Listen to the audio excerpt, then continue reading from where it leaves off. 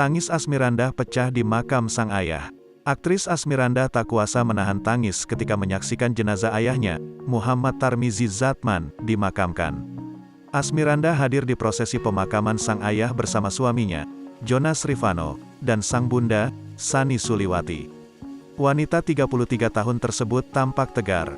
Namun, tangisnya pecah ketika jenazah sang ayah dimasukkan ke liang lahat.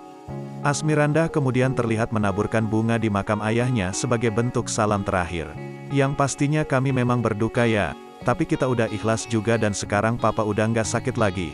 Papa udah tenang, itu yang paling penting, kata Asmirandah. Jonas Rifano yang mendampingi sang istri pun juga tak kuat menahan kesedihan. Sambil menangis, Jonas mengenang sosok almarhum mertuanya itu semasa hidup. Seperti diketahui, ayah Asmirandah meninggal dunia usai disinyalir mengidap kanker usus.